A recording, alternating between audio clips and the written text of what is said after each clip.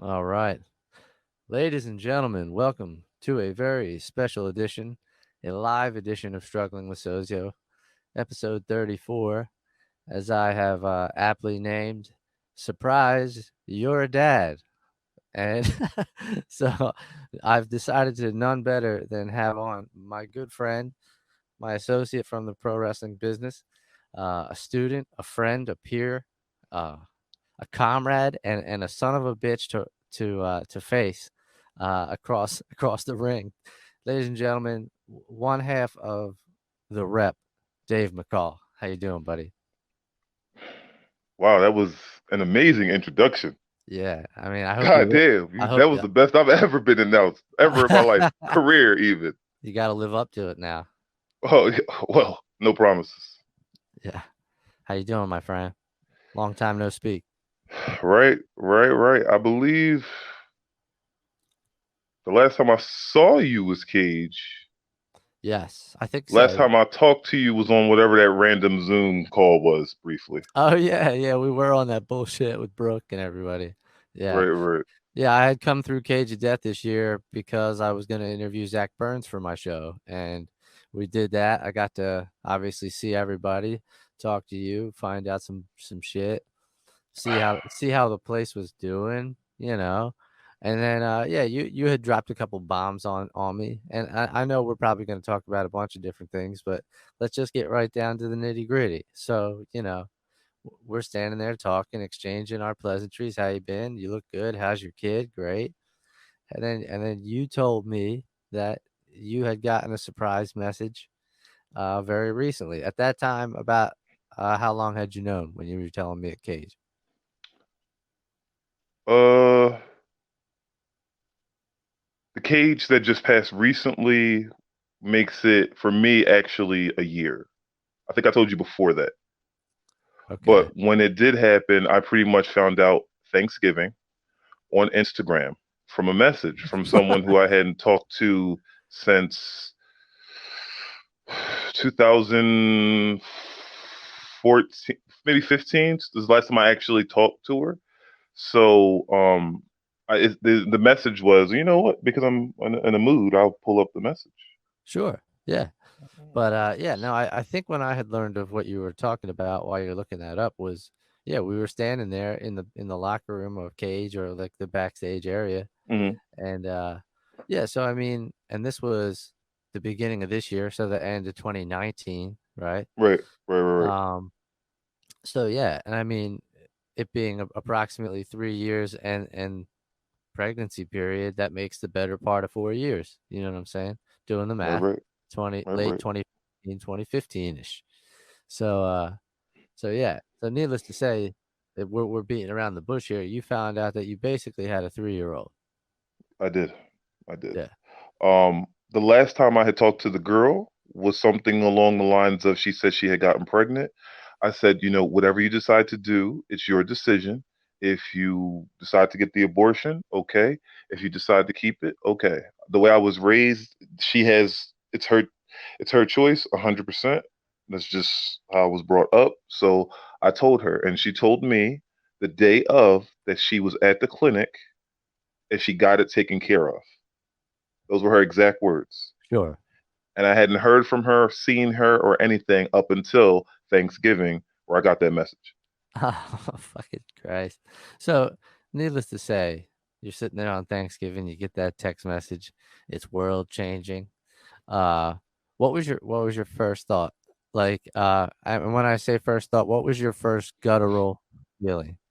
Were you like upset at the person for waiting so long to tell you? Did you feel like certainly a weight of responsibility had been put on your shoulders immediately at that time, or was it like a combination of all these things? It was definitely a combination. I wasn't. It's hard to get angry at another adult when they're sitting there holding a child. Oh, of course. Sure. So any anger I felt went out the window the second I first met her. So, and even that was a whole. That day was a story unto itself. Sure. But it's my first thought was that's it. there's no more time to play. There's no, for me in life has always been, well, what do I need to do? If there's no Yeah. need for it, I usually don't do it. It's Yes. just that's just me. But once it's like it's definitely a weight. It's definitely a weight that I've never experienced before. Sure. And it's like, oh, well, what do you do now? That's my next thing. That was my third thought. I was mad because there was no reason for it when I said, whatever you decide to do, you just tell me. There was no get an abortion. There was no keep it. Whatever the decision is, all you got to do is say something. I didn't feel like there was a need to do any of that when you would have gotten the support. Right. She wouldn't have had to go it alone. So Yeah. No, and I mean, certainly that's what when you told me about it, that was the most fucked up part about it. You know, I was happy for you, especially considering at that time everything had been going well in the sense that, yes, you had determined she was your daughter, correct? Baby or young toddler girl, right? hmm Um, yeah, things had been going well. You said that you guys, you said that you guys had been getting along and sharing custody and stuff like that. Like you're not technically together now, right? At all. no, no, Right. we never were. We never Right. were. Right. I didn't know if, sometimes these things bring people together, sometimes they pushes them further apart, but for you, it's civil for the most part. You don't really have any. Conveniently enough, Yeah. and Sure. she is completely blessed. But my baby, it's funny to even say still, my baby mom's mother is is the person actually raising my child. Sure. That is that is fact. That is 100%. When I was sending her money, the grandmother approached me and said, "If you are, that's great, but I'm not seeing any of it," type of thing. And I take care of stuff. Right. So now that tells me, okay, I got very close to the grandmother, my daughter's grandmother, very close to her. Right. She was actually the person. I didn't realize it, but back in the old days when we used to work, she was the person writing our doctor's notes. I, Uh, I randomly, I had no idea about that, but that was that's our end and how we was always able to that's skip hilarious. out on work. That's crazy. But she's the one actually raising my child, and it's one of those things where it's like I can't, I can't, I can't just sit idly by and do nothing. It was one of those type of things. So I Right. immediately do things like I do everything. I just run right in. I started getting her every single week. I introduced her to certain members of my family. My mom, who and it's so creepy. A week before, my mom said, "You know what, Dave? I am definitely getting used to the idea that I'll never be a grandmother." My exact words were, "Yep, get used to it." Yeah. And a week later, poof, there you go. Wow. So let that be a lesson to the world. Watch what Wow. you say. Yeah, yeah, you put shit out into the universe. I mean, I'm definitely a believer that hmm I'm sort of an agnostic when it comes to religion and things like that, but hmm yeah, I totally believe if you put enough shit, good or bad, out into the universe, it comes back. It do. Whew, I it do. believe. No, I mean that's always a tough situation, when there's you know that there's either good or bad people taking care of your kid when it's just a sticky situation. You know what I mean? When you're not together with the person, are you guys hmm are you guys at least close geographically? So like, Yes, yes, okay, so yes, there's yes. not much of Not a. even 5 minutes, Oh, that's good. I mean, which makes it 1,000. It's even more easy. right? Yeah, that way, you guys could help each other out. Hey, I gotta go somewhere. Hey, I gotta go somewhere. Can you help? You know, and it's obviously not a big deal. That's crazy, man. But definitely, I do want to hear about that first meeting and what that was like because I'm sure, you know, yeah, try not to get emotional, but if you do, it's okay. This is the place. Place to uh, be. Man, this is the place. emotion. Have you seen my matches? Yeah. Uh, Well, so I go. She says that she scheduled an appointment at LabCorp. Okay, not a problem. I go to LabCorp and I walk up to the desk, and it's someone who's my age, and it's sure. two older women who are back there as well. The Yeah. younger girl goes. I said I had a meeting at 1. She's like, okay, what's your name? What I think. Well, I don't think I will be on there because I didn't make it. The woman's name is, we'll say it's May. There's no May in the computer. Okay, I mean that's how I knew her. I mean that's the only May that I know. She was like, hold on. I mean, I see a David attached to a Michelle. Michelle, who the heck? Okay, she was like, and her first response was, "You don't know who Michelle is? Ooh, this is some Maury type stuff." Now, Oh, no. I can't make this up. I can't No. make this up. I Oh, can't.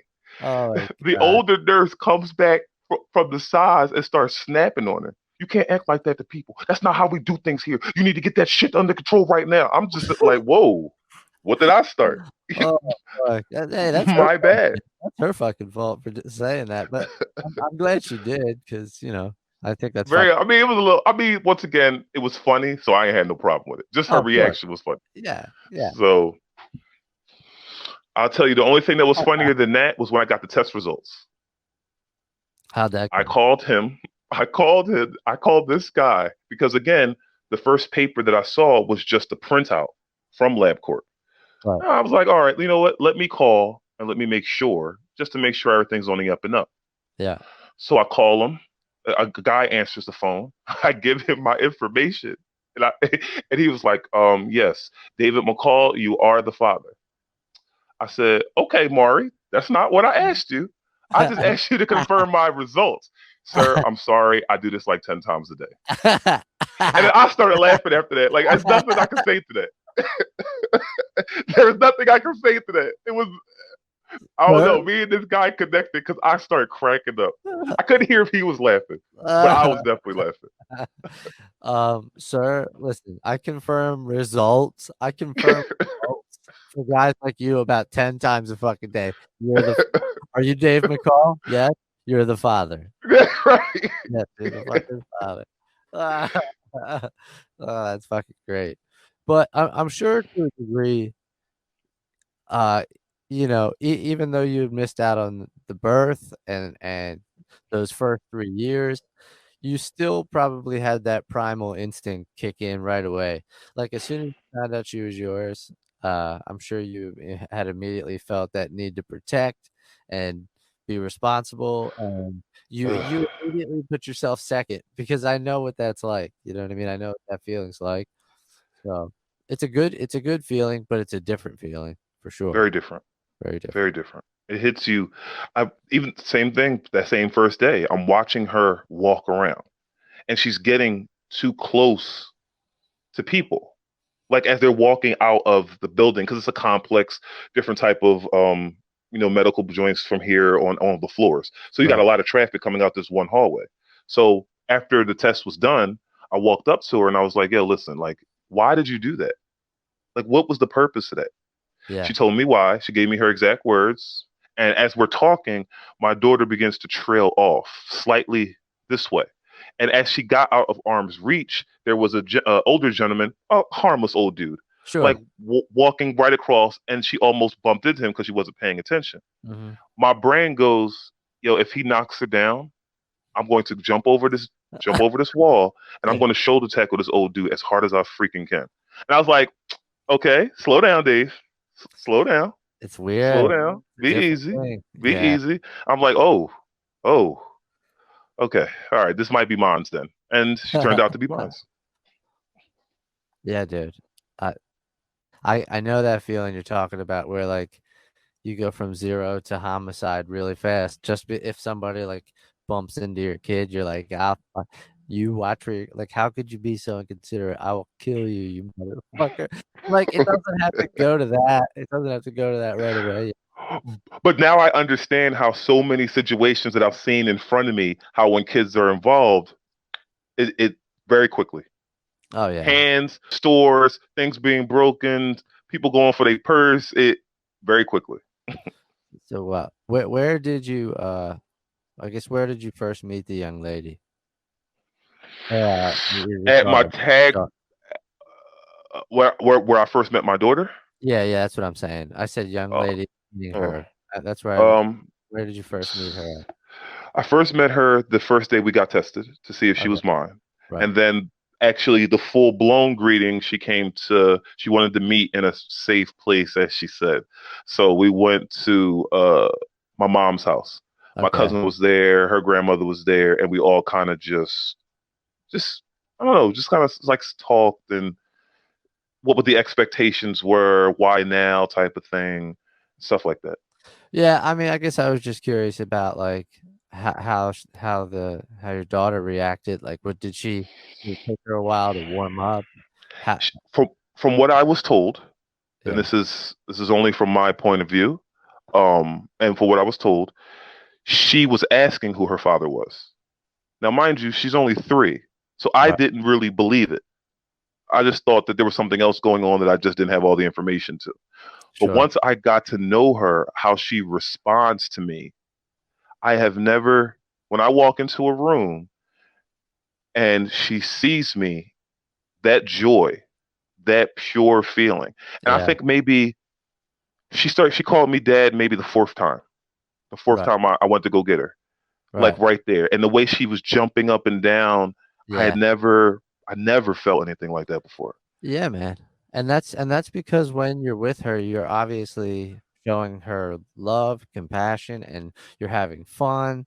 So like every time that she's met you, obviously over the last year, it's been like this joyous, pleasant, fun experience. So, you know, kids are real simple, man. Like they don't have like their hard drive isn't like overloaded like ours is. You know what I mean? Like our brain is so full of shit and details and stats and everything else, like, they're real simple, man.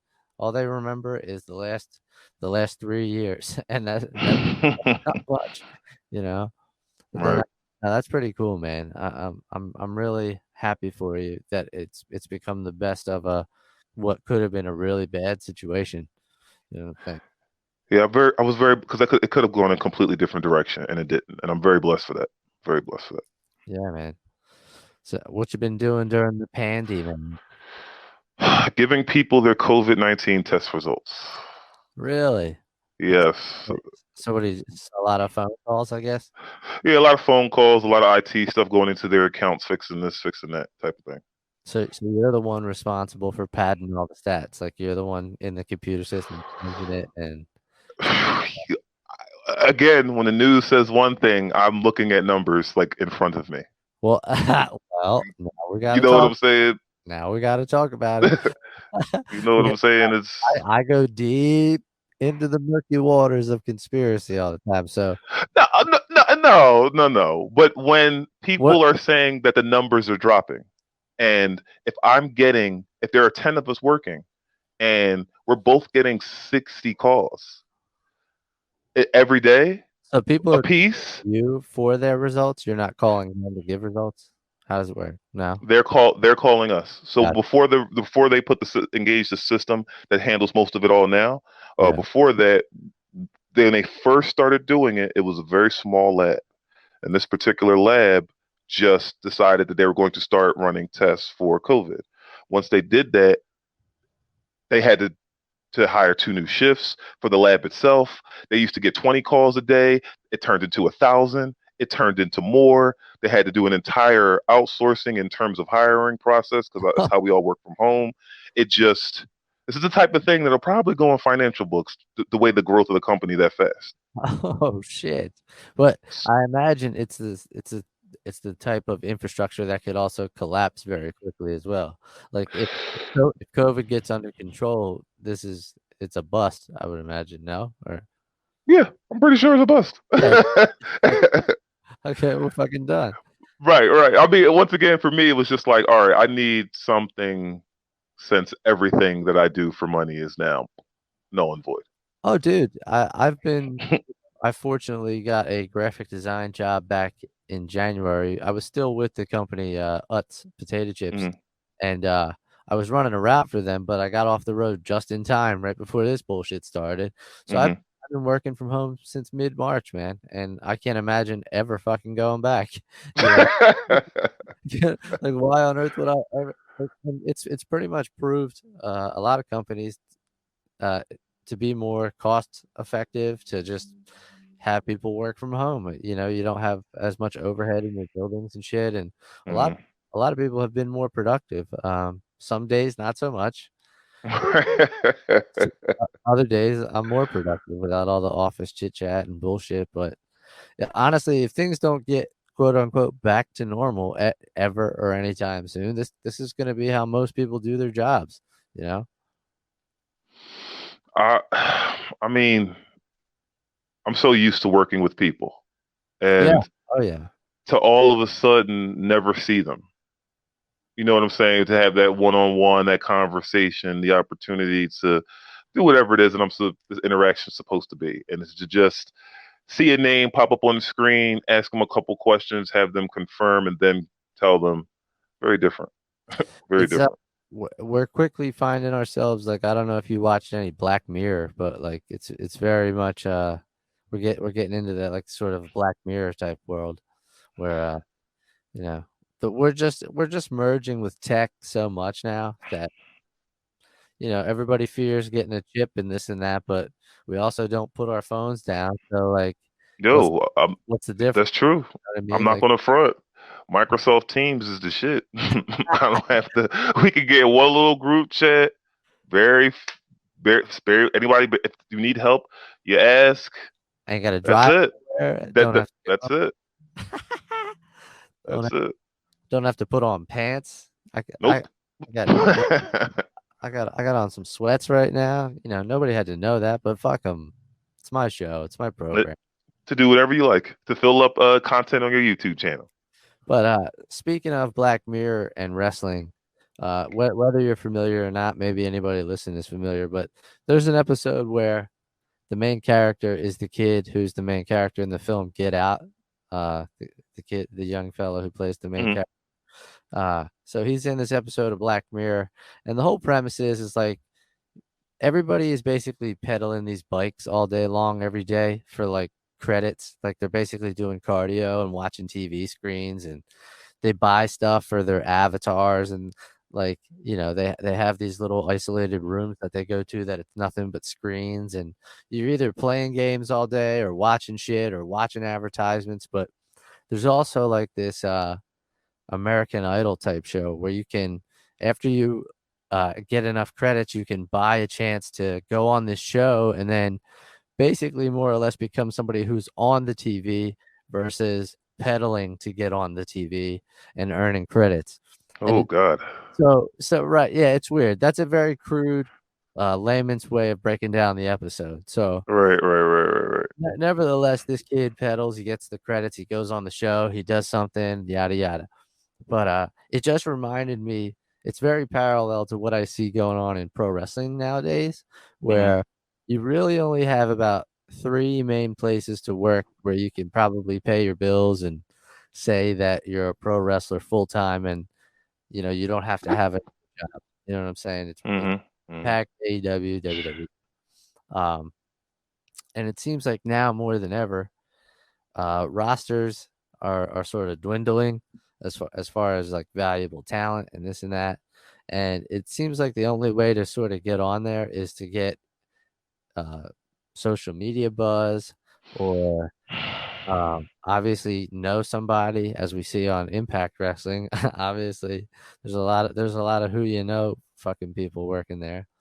Um, so I don't know. Do you see a lot of social media more or less begging? I see a lot of Twitter begging.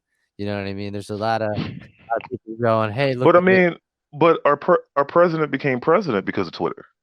True. This is You know true. what I'm saying? So I think wrestling is always whatever. Wrestling is whatever's going on in society at that point in time, Right. and that's pretty much just what's going on in society right now. Social media is just the thing, and people use it to get over.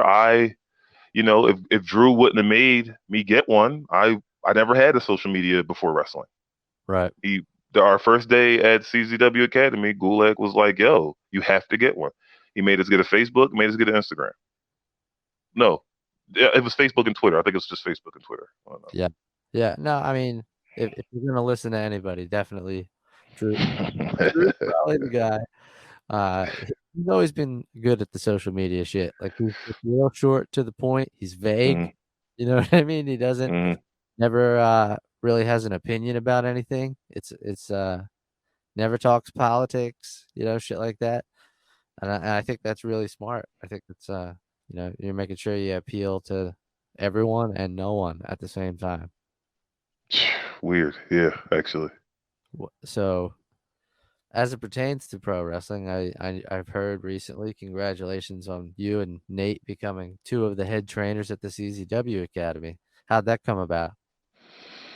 Uh, hmm. DJ had asked because he was going through a lot of stuff. To say the And least. so when all of that stuff was going on, there were still people who wanted to learn and wanted to work and Sure. wanted to get better and wanted to improve. So I just was like, I offered to I'll do Friday morning classes. I figure it's a time that not everyone's going to be able to go to, so we can keep our numbers. I wanted to keep the numbers as small as possible, just Right. because of I know people have concerns, and I needed extra time to wipe down the ring and stuff because we're always doing that. And it's one of those things where it just turned into more and more, and then a few more people were interested, and then it became okay, you know what? People are always talking about trying to make change. Well, how about let's try to make change from the inside? Sure. No, Just that's just crucial. try a different approach. You know what I'm saying? And that's pretty much how I got started. No, And I then think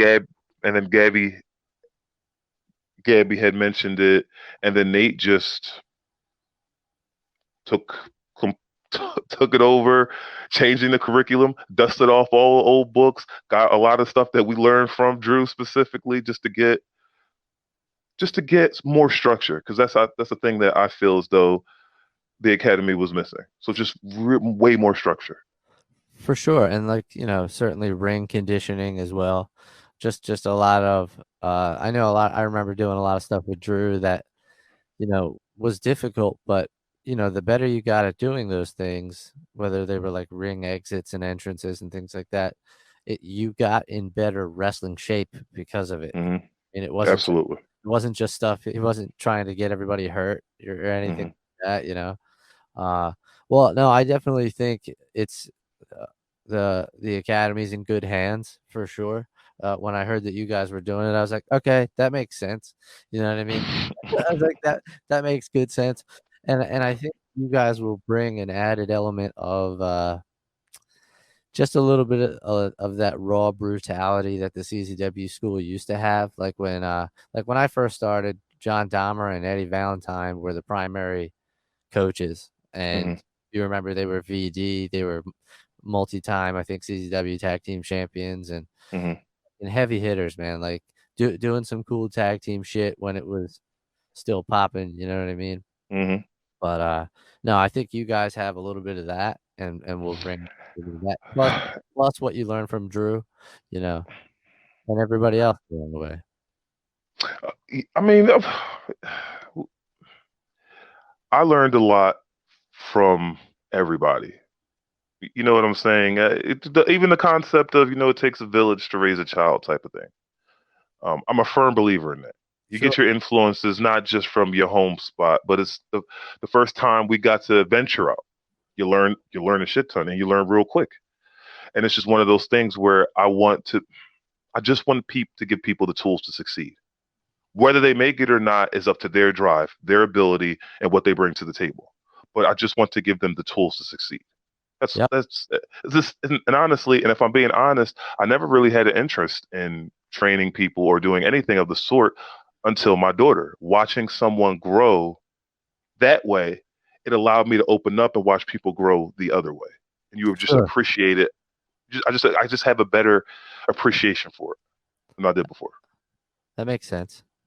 Yeah, and you also get to a certain point in your own career and in your own training and abilities where you realize that you are comfortable enough in teaching somebody and passing it on.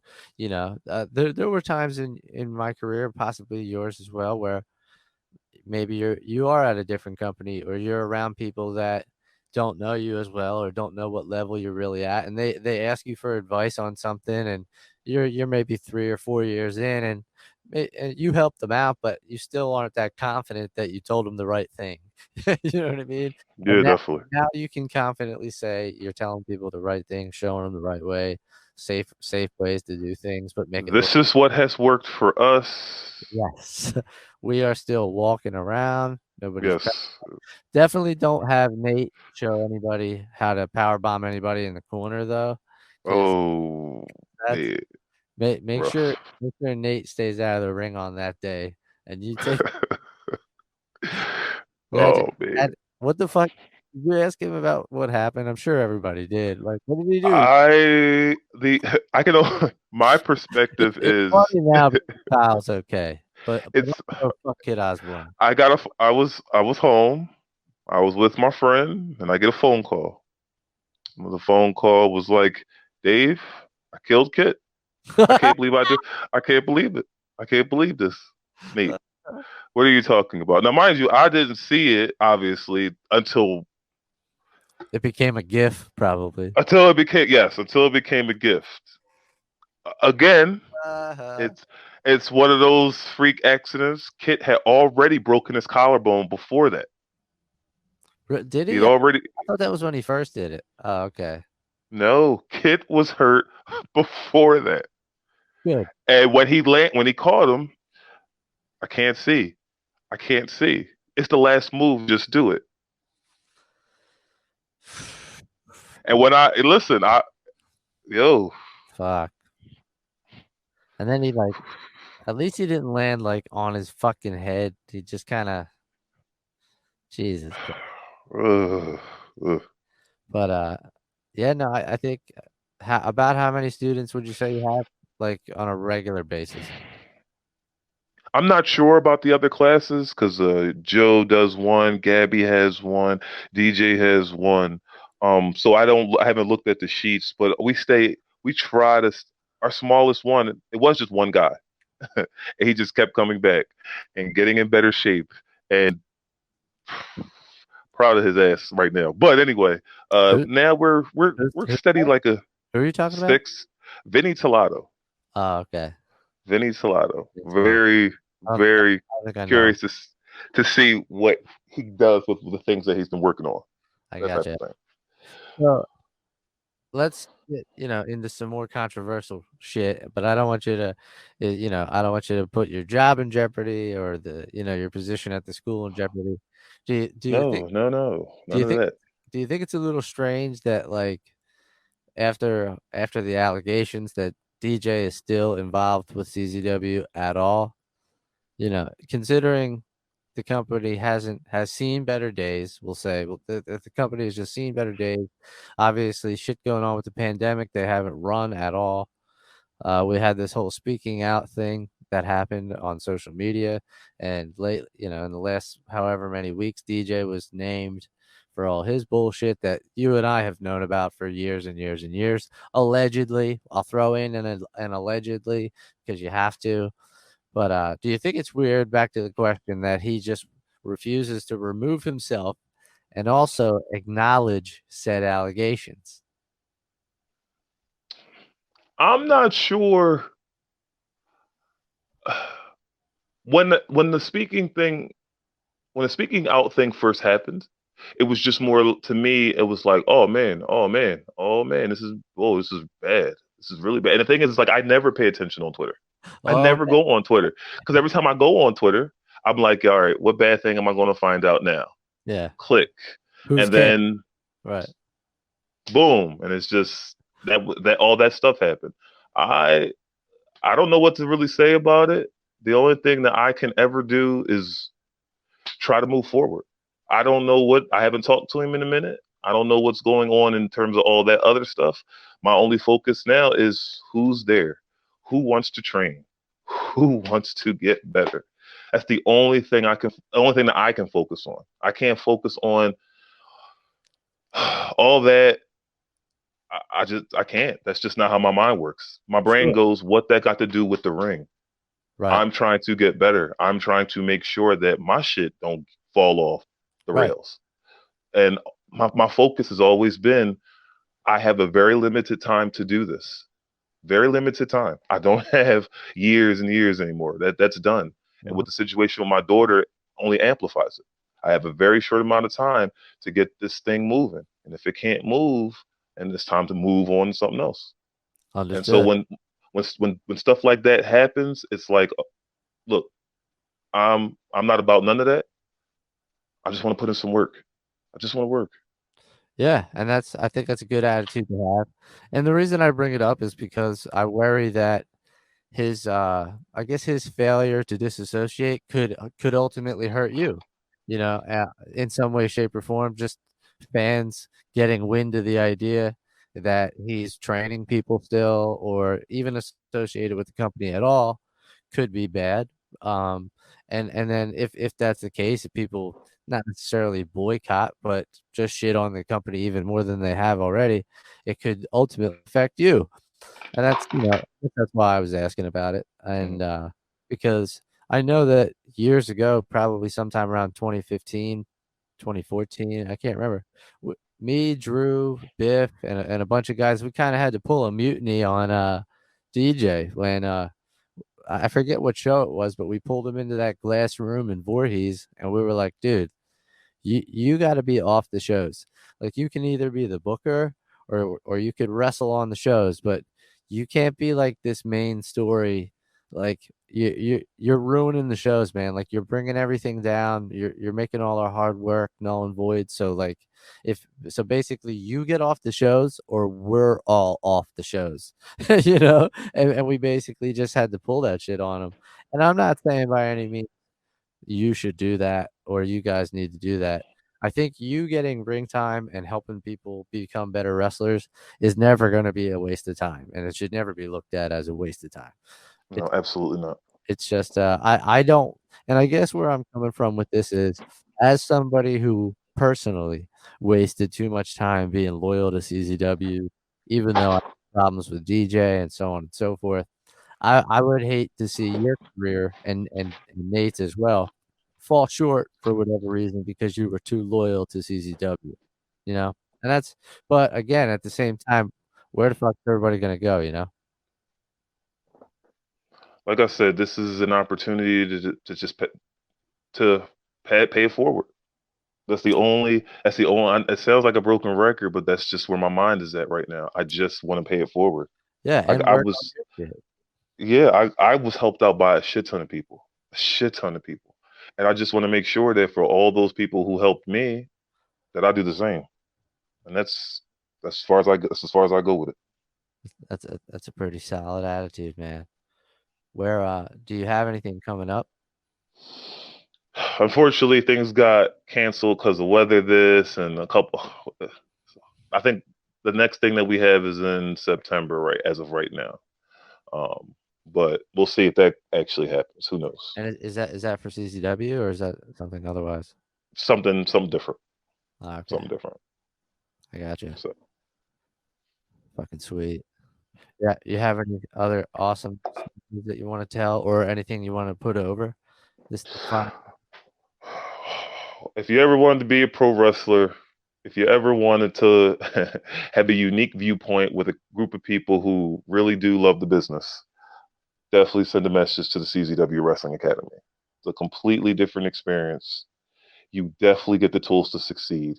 You have a lot of different minds, people who are good at different things. And I think we have some talented people who could bring out the best in anybody.